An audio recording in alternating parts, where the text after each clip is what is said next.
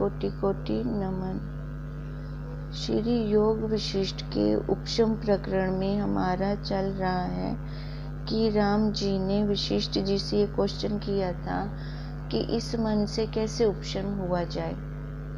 आप कह रहे हो कि ये मन ही हमें बाहर संसार की तरफ लेके जाता है, ये एक फुरने की तरह है और फुरने से अब मैं कैसे इससे छूटूं।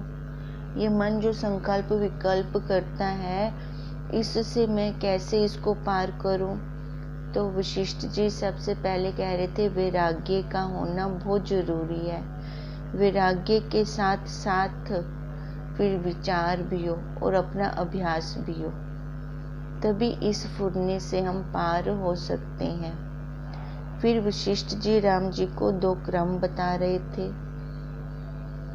एक तो समान क्रम होता है जिसमें साधक जिज्ञासु गुरुदेव के पास जाते हैं और उपदेश को ग्रहण करते हैं और धीरे धीरे वो सारा अपना पुरुषार्थ करके बहुत जन्मों का पुण्य इकट्ठे करके फिर सिद्धता को प्राप्त होते हैं। और एक उत्तम क्रम बता रही हैं कि जैसे पेड़ के नीचे बैठे और बैठने से ही पेड़ उनको फल झोली में आके फल गिर जाता है। अब ये एक समान क्रम तो राजस से जो सात्विकी बनते हैं समान जीवों का सबका है, पर उत्तम क्रम किसी विशेष का ही होता है जिनका ये राजस से सात्विक का क्रम पिछले जन्म में हो चुका होता है। क्योंकि ये ऐसी विद्या है खाली इस जन्म का नहीं, बहुत जन्मों के जितना हमने थोड़ा थोड़ा अर्जित किया है वो हमारे साथ में ही आता है और हमें मिलता है। क्योंकि ये इसलिए इस विद्या को शाश्वत विद्या कहा जाता है। और एक ये संसारी विद्या ये हम ले रही हैं, है ना, डॉक्टर बन रही हैं, इंजीनियर बन रही हैं, वकील बन रही हैं या कोई और उपाधियां ले रही हैं, पर ये ऐसी विद्या है जो इसी जन्म तक है, ये आगे हमारा साथ नहीं देती। अब उसके ऊपर वशिष्ठ जी एक दृष्टांत सुना रहे थे कि जैसे जनक जी को वैराग्य हुआ। अब वैराग्य कैसे हुआ, वो एक पेड़ के नीचे बैठे तो ऊपर से आवाज उन्होंने सुनी।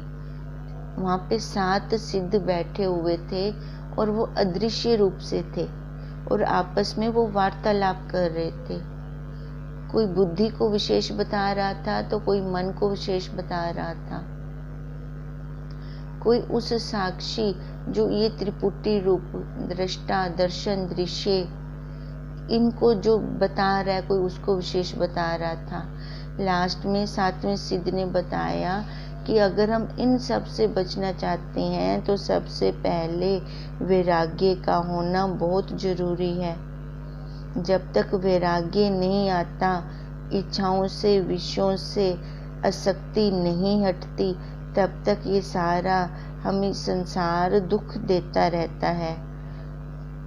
और जैसे ही विषयों से आसक्ति हटती है तो ये जन्म मरण का चक्कर भी वहीं खत्म हो जाता है।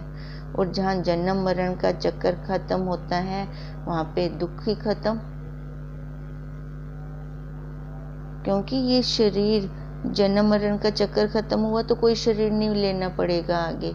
अब ये शरीर बना कैसे है, पाप और पुण्य के मिश्रण से। पाप है, कर्म है तो वो भोगने पड़ेंगे। अब जब जनक जी ने उन 7 सिद्धों की ये वार्तालाप सुनी तो उनके अंदर वैराग्य उत्पन्न हो गया कि आज तक मैंने क्या कमाया है। भले मेरे पास राज्य है, संपदा है, सारा ऐशो आराम है, पर मैंने अपना काम नहीं किया।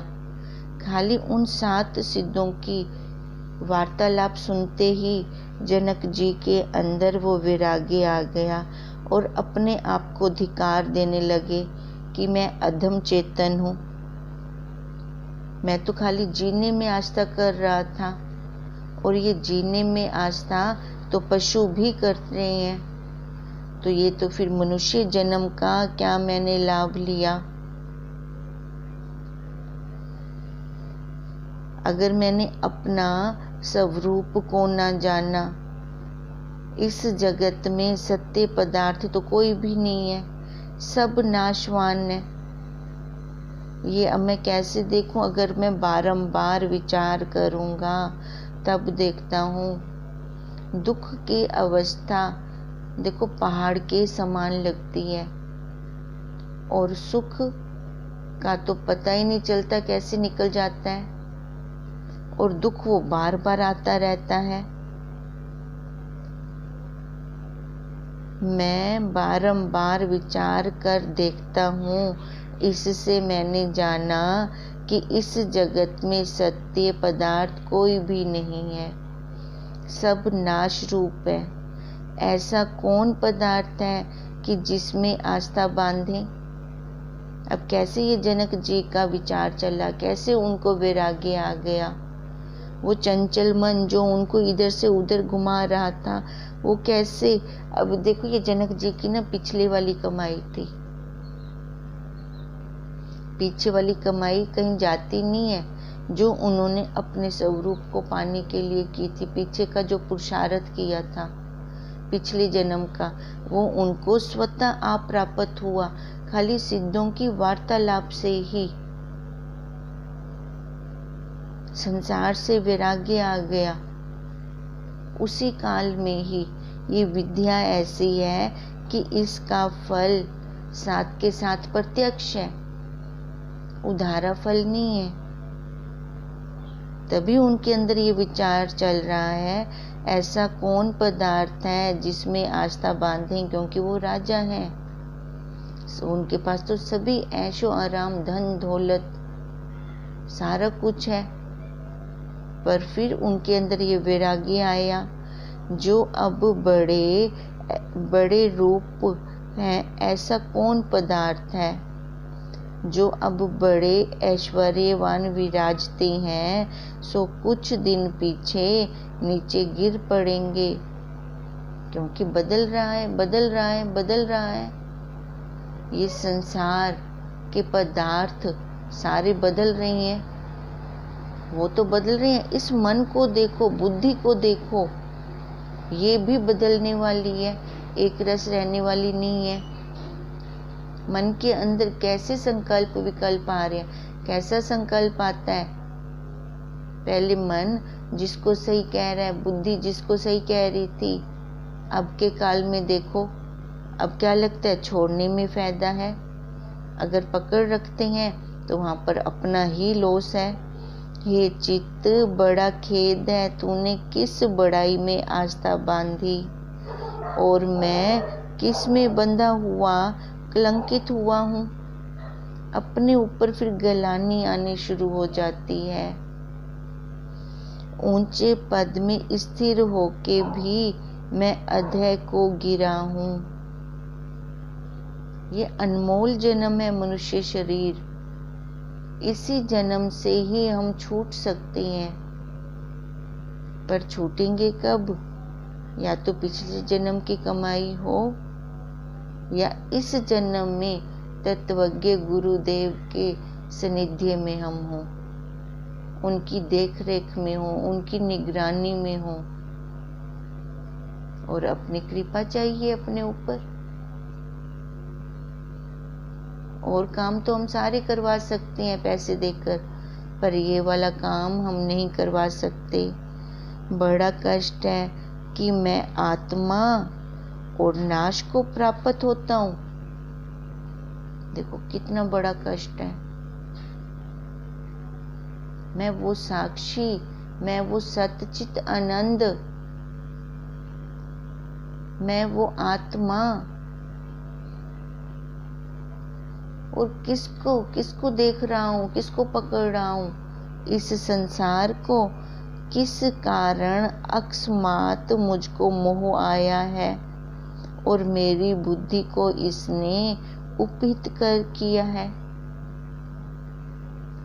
अब अपने आप को कोस रही हैं, मैं तो वही साक्षी स्वरूप हूँ, वो सच्चित आनंद हूँ, जिसके कारण से ये शरीर चल रहा है, मन चल रहा है, बुद्धि चल रही है, ये जड़ सारा शरीर मेरा चल रहा है। मेरे को ये मोह क्यों आया? क्यों मैं बाहर संसार में फटक गया? क्यों ये मेरे को शरीर सच्चा लगने लग गया? ये मेरी बुद्धि ने क्या काम कर दिया? जैसे सूर्य के आगे मेघ आता है और सूर्य नहीं भासता, तैसे ही मुझे आत्मा नहीं भासी। मेरे को दिखनी चाहिए थी। भोगों से मेरा क्या है और बांधुओं से मेरा क्या है? देखो, हम अपनी तुलना भी साथ के साथ करें। अब जैसे जनक जी को ये विचार आ रहा है कि विषय तो विष के समान मेरे को क्यों नहीं लगे, और जितने मेरे बांधव हैं, संबंधी हैं, ये इनके अंदर मेरे को मोह क्यों जागा? हम अपना निरीक्षण करें। क्या ये विषय हमें विष के समान लग रहे हैं? ये बांधव जो अपने सगे संबंधी हैं, क्या इनमें मेरी आसक्ति है, मोह है? इनमें मैं क्यों मोहित हुआ हूँ? देह अभिमान से जीव आप ही बंधाए मान होता है। मैं भी सच्चा, मेरे वाले भी सच्चे। ये देह अभिमान ही तो है जिसने हमें बांध रखा है। देह में अहंकार की जरा मरण आदिक विचारों का कारण होता है। अगर हम इस देह को, इस शरीर को मैंने सच्चा मान रखा है, तो इसके संबंधी भी मेरे को सच्चे लगेंगे, और मैं अपने आप को अहंकार से क्या मानूंगी? जन्मने मरने वाला।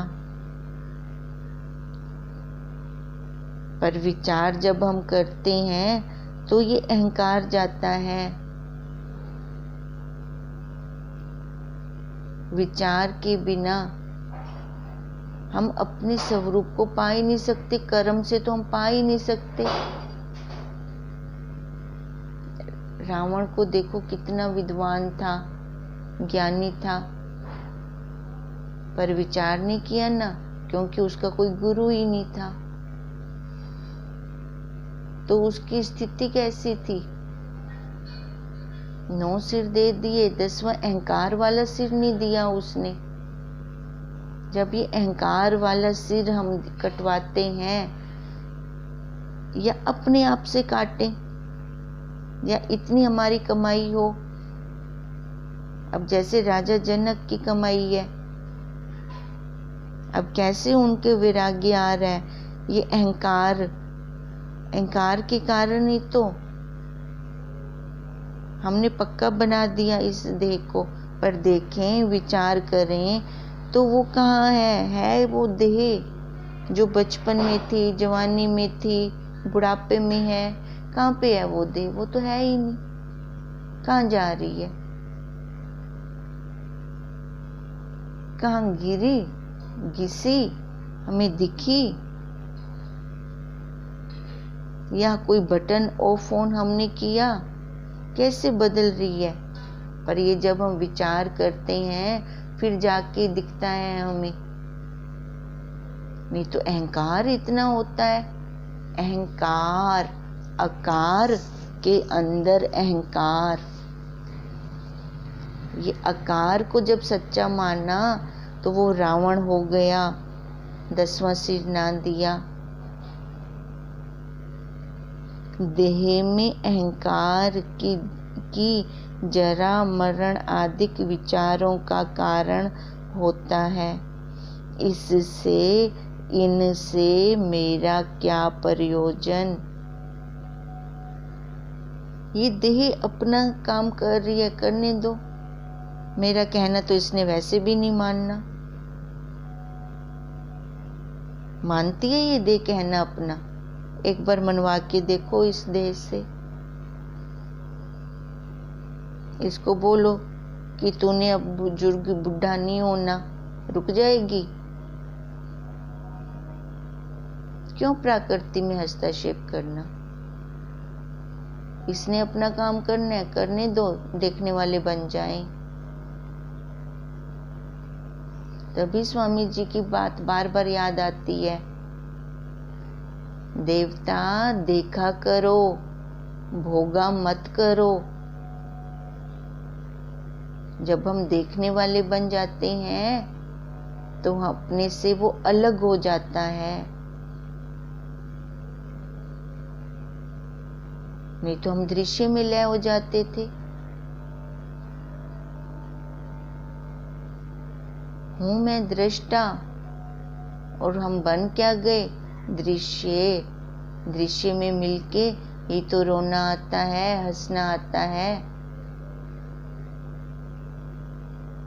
जो आनंद अपने स्वरूप का है वो तो बाद में अनुभूति होती है उसकी, जब दृश्य से हटेंगे, उस साक्षी में स्थित होंगे। तभी ये जनक जी कह रही हैं कि इनसे मेरा क्या प्रयोजन, इन अर्थों में क्या बड़ाई है। ये देह विकारवान है, विकार निकालेगी। जन्म मरण इस देह का है, ये अपना काम कर रही है। इस देह का भी तो स्वरूप है, जड़ है, दुख रूप है, असत्य है। ये अपना काम कर रही है, इसको करने दो।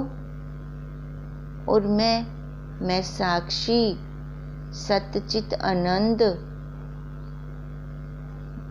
इसका जो स्वरूप है, मैं अपने स्वरूप में रहूं। ये हंस दृष्टि बनाए हम अपनी। इन अर्थों में क्या बड़ाई है, और राज्य में मैं क्यों धैर्य करके बैठा हूं कि मैं इतना बड़ा राजा हूं, इतना सफिशिएंट है। ब्रह्म ज्ञानी संत के आगे इस देश का प्राइम मिनिस्टर भी छोटा है। वो भी कदमों में आकर, ब्रह्म ज्ञानी संत के कदमों में आकर नतमस्तक होते हैं।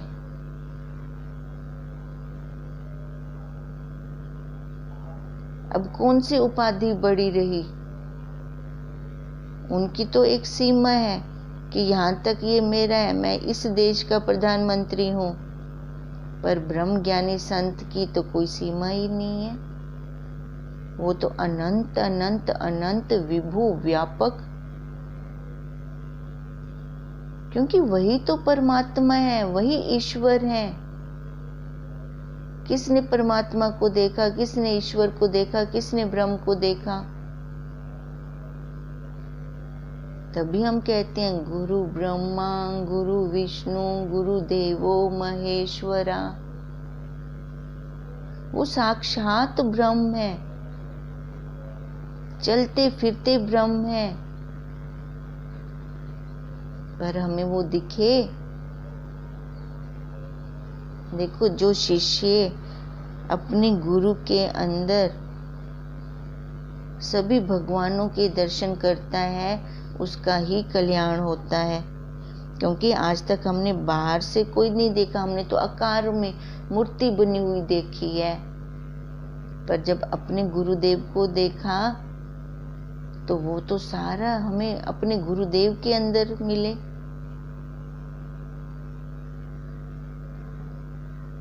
वही के वही गुण जो ब्रह्मा विष्णु महेश में है, उत्पत्ति स्थिति लय, वही गुरुदेव ने हमें दिखाए। कैसे हमें जानकारी दी, कैसे देह से उठाकर हमें उस साक्षी में लेके गए हैं। अब ऐसी जैसे राजा जनक को हो रहा है, क्यों मैं धैर्य से बैठा रहा राज्य में, ऐसी हम इस देह को लेकर क्यों धैर्य से बैठ गए कि मैं धनी, मैं इंजीनियर, क्यों ये उपाधि में फंस गए।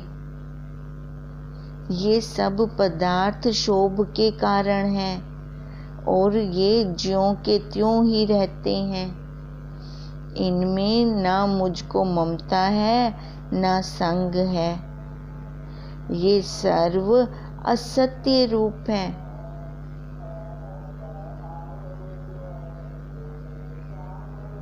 बदल रही हैं, बदल रही हैं, बदल रही हैं। संसार के सुख विष रूप हैं और इनमें आस्था करनी मिथ्या है।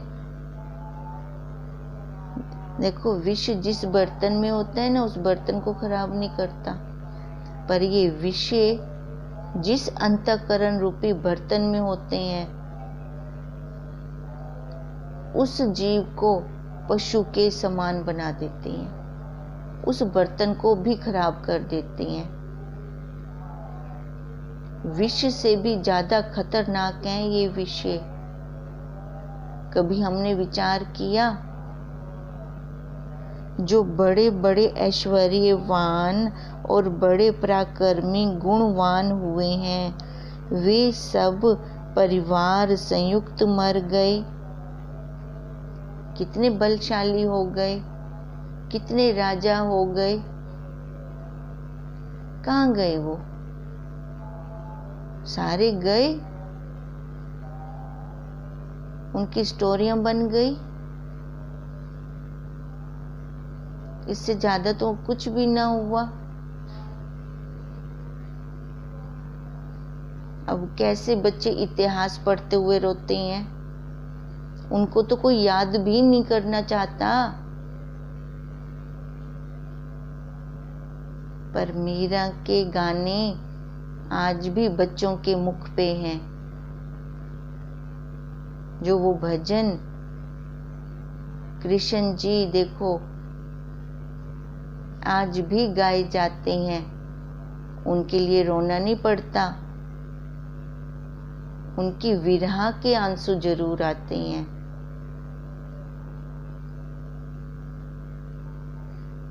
तो वर्तमान में क्या धैर्य करना, लग पड़े, बस लग पड़े, डट पड़े। जब जागो तब सवेरा। जब पता लग गया, विचार चल पड़ा, संसार से वैराग्य आ गया कि ये शरीर असत रूप है, दुख रूप है, इसने विकार ही निकालना है, भले मैं इसको जितने मर्जी मैं भी खिलाती रहूं, इसने मेरा कहना फिर भी नहीं मानना,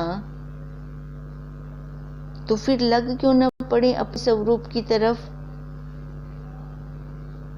संसार वाली क्रिया की तरफ भी तो एक बार डट पड़ते हैं। आदत पड़ जाती है हमारी। तो इधर अगर अपने स्वरूप को अगर यही दृढ़ता कर लें कि इसी जन्म में ही मेरे को अपना काम करना है, मेरे को आगे और दूसरा जन्म नहीं लेना, अगर यही दृढ़ता निश्चय पक्का कर लें तो अपने हाथ की बात है, हम कर सकते हैं। तभी तो कहती हैं, तो वर्तमान में क्या धैर्य करना, कहाँ वह धन और राज और कहाँ उस ब्रह्म का जगत। कितना जमीन आसमान का फर्क है। एक विषय हमें बार बार संसार में लेकर आते हैं और एक वैराग्य जो हमें जन्म मरण से पार कर देता है।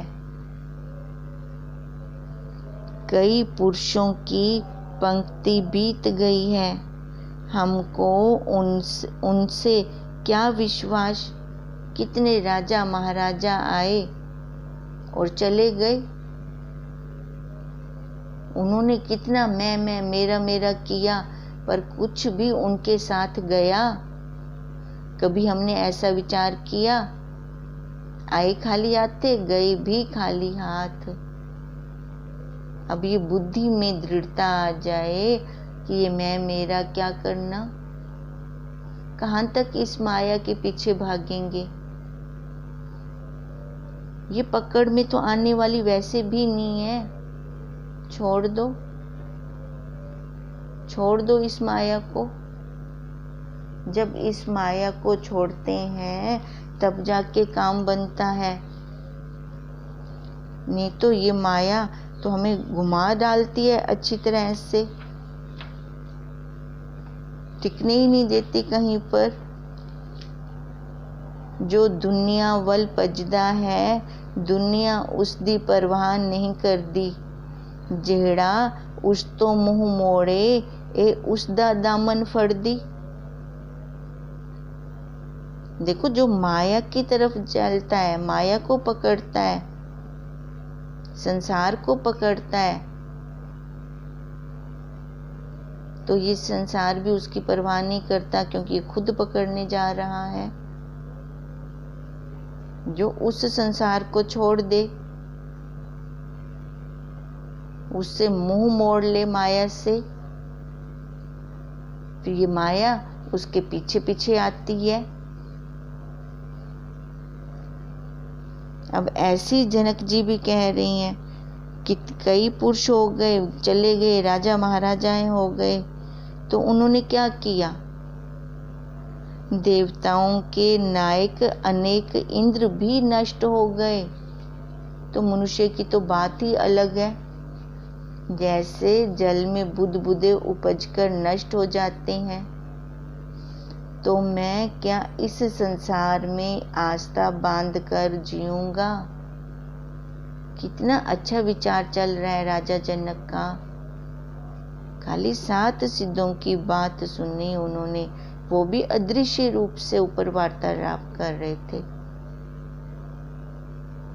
संत जन मुझको हंसेंगे, कई ब्रह्मा हो गए हैं, कई पर्वत हो गए, और कई धूल की कणिकावत राजा हो गए।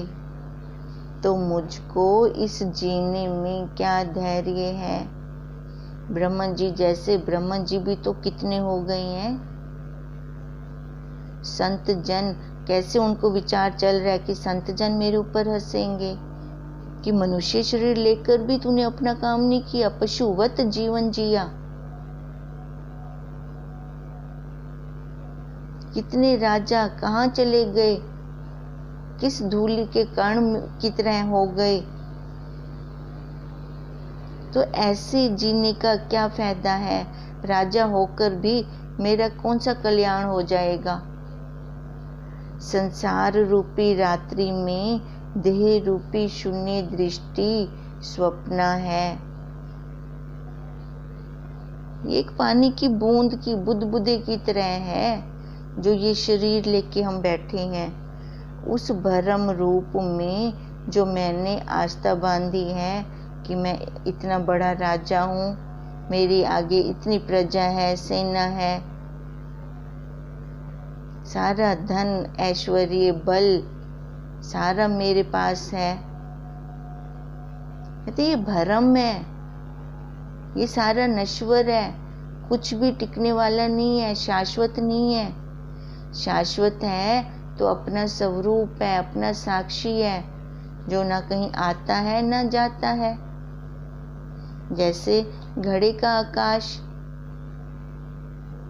अब जो मटके के अंदर आकाश है, मटका हम लेके गए राजपुरा से पटियाला, अंबाला, पर आकाश को भी क्या हम लेकर गए? आकाश तो वही का वही, उपाधि में भेद है। और इस उपाधि को जब हम खुद नहीं त्यागते, क्योंकि उपाधि देह की होती है और देह मैं तो हूं नहीं, जब तक ऐसा विचार नहीं चलता तब तक ये भ्रम भ्रांतियां अध्यास बना रहेगा। अधूरा देखना अध्यास, अधूरा देख रही हैं, आंखों वाले अंधे हैं।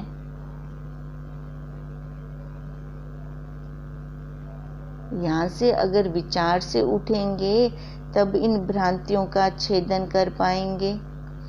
इससे मुझको धिक्कार है, यह वह और मैं इत्यादि भ्रम आत्मा में मिथ्या कल्पना उठी है। उसमें तो दूसरा है ही नहीं।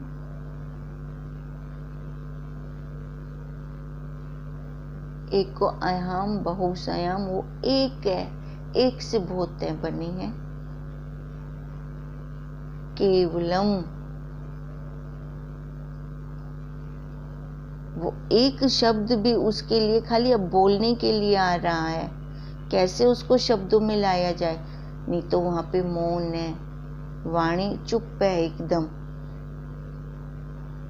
ये जितने भी मैंने भ्रम से अपना मान रखा है, ये खाली कल्पना है, कपोल कल्पना। आकार उसका, नाम हमारा, हमने दिया इस जीव को नाम। और अज्ञानियों की न्यायी, फिर हम उसमें स्थित तो हो गए। मैं सिख, मैं हिंदू, मैं मुसलमान। ये भेद भ्रांतियां हमने खुद पाली हैं। अहंकार रूपी पिशाच करके क्षण क्षण में आयु व्यतीत हो रही है।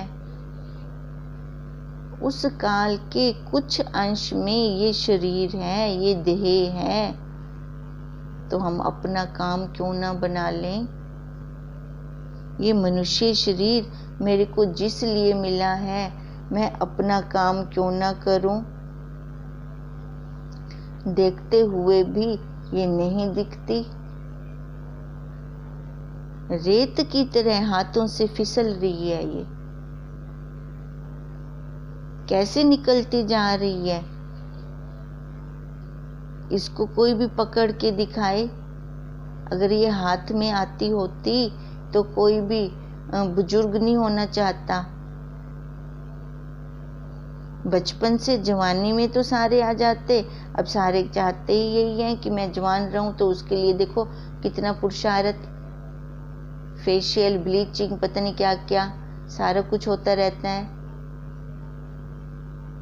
पर ये फिर रुकती है क्या? चाहे जितना मर्जी पुरुषार्थ कर ले, अपना स्वरूप तो फिर भी दिखाती है। अगर यही दिखने में आ जाए कि ये बदलने वाली है, इसको बदलते हुए को देखें और अपना साक्षी एक रस रहने वाला है, वो वैसे दिखाई दे, फिर देखो फिर तो मौज ही लग जाती है, फिर वो आनंद ही आनंद है। इसलिए कह रही हैं जनक जी कि देखते हुए भी ये नहीं दिखती। काल की सूक्ष्म गति है जो सबको चरण के नीचे धरे है। इतनी सूक्ष्मता के साथ विचार कर रहे हैं राजा जनक। कैसी विचार की गहराइयों में वो जा रहे हैं। अगर ऐसा विचार शिष्य साधक के अंदर चल पड़ता है तो वो अपनी मंजिल उसकी दूर नहीं है, उसके सामने ही खड़ी है।